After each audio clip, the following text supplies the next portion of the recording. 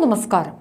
ഇസ്രായേലിനെ പൂട്ടാൻ അറബ് രാഷ്ട്ര സംയുക്ത സൈനിക സഖ്യം ഉടനെ എന്ന വാർത്തകൾ നമ്മൾ കേൾക്കുന്നു. ഹമാസിനെ ലക്ഷ്യമിട്ട് ദോഹയിൽ ഇസ്രായേൽ നടത്തിയ ആക്രമണം അറബ് രാജ്യങ്ങളെ ഒരുമിപ്പിച്ചിട്ടുണ്ട്. അറബ് ഇസ്ലാമിക് രാജ്യങ്ങളുടെ ഉച്ചകോടി സംയുക്ത സൈനിക സഖ്യം എന്ന ആശയം ചർച്ചയാക്കിയെന്ന റിപ്പോർട്ട് കൃത്യമായി പുറത്തുവന്നു. പാകിസ്ഥാൻ, തുർക്കി, UAE, Bahrain, Egypt, Jordan, Morocco എന്നിവിടങ്ങളിൽ നിന്നുള്ള ലോക നേതാക്കളാണ് ഖത്തറിൽ അറബ് ഇസ്ലാമിക ഉച്ചകോടിയിൽ പങ്കെടുത്തത്. ഈജിപ്താണ് അറബ് നാറ്റോയ്ക്ക് വേണ്ടി സംസാരം ആരംഭിക്കുന്നത്. സംയുക്ത ദൗത്യസേനയ്ക്കാണ് പാകിസ്ഥാന്റെ ആവശ്യം. 2025 സെപ്റ്റംബർ 15 ഖത്തറിലെ ദോഹയിൽ നടന്ന അറബ് ഇസ്ലാമിക ഉച്ചകോടി 2025 സെപ്റ്റംബർ 9 ദോഹയിൽ ഇസ്രായേൽ നടത്തിയ വ്യോമാക്രമണത്തിന് അറബ് ലീഗും ഓർഗനൈസേഷൻ ഓഫ് ഇസ്ലാമിക് കോർപ്പറേഷനും സംയുക്തമായി നടത്തിയ പ്രതികരണമായാണ് നടക്കുന്നത്. ഗാസയിലെ മാനുഷിക പ്രതിസന്ധിയോടുള്ള പ്രതികരണമായി 2023 നവംബർ 11 സമാനമായ രീതിയിലുള്ള ഒരു ഉച്ചകോടി നടന്നിരുന്നു. സൗദി അറേബ്യയിലെ റിയാദിൽ ഇതുപോലെ തന്നെ അറബ് ഇസ്ലാമിക് സംയുക്തമായ ഒരു ഉച്ചകോടി വളരെ അസാധാരണമായ രീതിയിൽ നടന്നിരുന്നു. ഇസ്രായേലി ആക്രമണം ഉടനടി അവസാനിപ്പിക്കുക, മാനുഷിക സഹായത്തിനായി ഗസയിൽ ഉപരോധം തകർക്കുക, ഫലസ്തീനികളെ നിർബന്ധിതമായി കുടിയിറക്കുന്നത് തടയുക എന്നിവയ്ക്കായിരുന്നു എന്റെ ആവശ്യം. നാറ്റോ സഖ്യ മാതൃകയിൽ ഇസ്രായേൽ ഉൾപ്പെടെയുള്ള ശത്രുക്കളെ നേരിടാൻ കഴിയുന്ന ഒരു ഏകീകൃത സൈനിക സഖ്യം രൂപീകരിക്കണമെന്നാണ് ഈജിപ്ത്, ഇറാൻ, ഇറാഖ് എന്നീ രാജ്യങ്ങളുടെയൊക്കെ ആവശ്യം. നാളെ ഏത് അറബ് ഇസ്ലാമിക രാജ്യത്തിനെതിരെയും ഇസ്രായേൽ ഇങ്ങനെ തിരിയാം. അതുകൊണ്ട് തീരുമാനം വ്യക്തമാണ്, നമ്മൾ ഒന്നിക്കണമെന്നാണ് ഇറാന്റെ പ്രസിഡന്റ് മസൂദ് പെസഷ്കിയാൻ പറഞ്ഞത്. പക്ഷേ ചരിത്രത്തിൽ ഇന്നോളം ഈ അറബിക് രാഷ്ട്രങ്ങൾ അങ്ങനെ ചേർന്ന് നിന്ന ചരിത്രമില്ല. 2015 യമനിലെയും ലിബിയയിലെയും സംഘർഷകാലത്ത് അറബ് ഇസ്ലാമിക് സൈനിക സഖ്യം എന്ന ആവശ്യം ഉയർന്നിരുന്നു. 2015 തന്നെ ഭീകരവാദത്തിനെതിരെ സൗദി അറേബ്യ 34 രാജ്യങ്ങളെ ചേർത്ത് ഇസ്ലാമിക സൈനിക സഖ്യത്തിന് നീക്കം നടത്തി. പക്ഷേ അന്ന് ഇറാൻ പിന്തുണച്ചില്ല. US പിന്തുണയുള്ള മിഡിൽ ഈസ്റ്റ് സ്ട്രാറ്റജിക് അലയൻസ് പോലെയുള്ള ശ്രമങ്ങളൊക്കെ ഉണ്ടായെങ്കിലും ഇതൊക്കെ പരാജയപ്പെടുകയായിരുന്നു. സൗദി അറേബ്യയും ഖത്തറും ഉൾപ്പെടെയുള്ള പ്രധാന രാഷ്ട്രങ്ങൾക്കിടയിൽ വലിയ രീതിയിലുള്ള രാഷ്ട്രീയ അവിശ്വാസം നിലനിൽക്കുന്നുണ്ട്. സുരക്ഷാ പ്രശ്നങ്ങളുണ്ട്.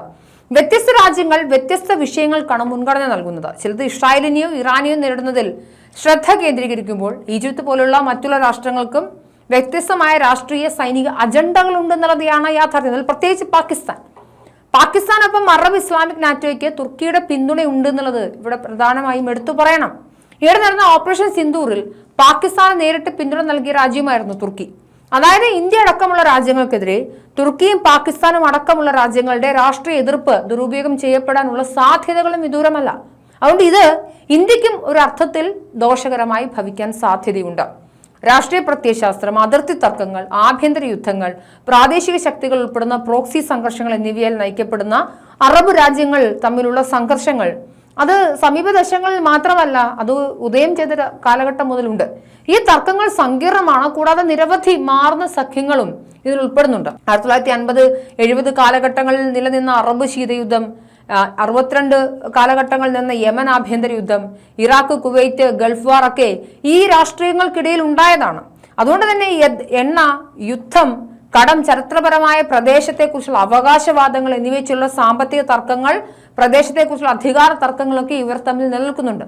അതുകൊണ്ട് അറബ് നാറ്റോ എന്നത് എത്ര കണ്ട് പ്രാബല്യത്തിൽ വരും, അല്ലെങ്കിൽ അത് എത്രത്തോളം പ്രാവർത്തികമാകാൻ സാധ്യതയുണ്ട് എന്നത് ചർച്ച തന്നെയാണ്. മാത്രമല്ല അമേരിക്ക എന്ന ലോകശക്തിക്ക് മുന്നിൽ പിടിച്ചു നിൽക്കാൻ ഇവർക്കാവില്ല എന്നതൊരു പ്രധാന ഘടകമാണ്. അതായത് അമേരിക്കയുടെ സ്ട്രാറ്റജിക് പാർട്ണർ, അതായത് വലം കൈയാണ് ഇസ്രായേൽ.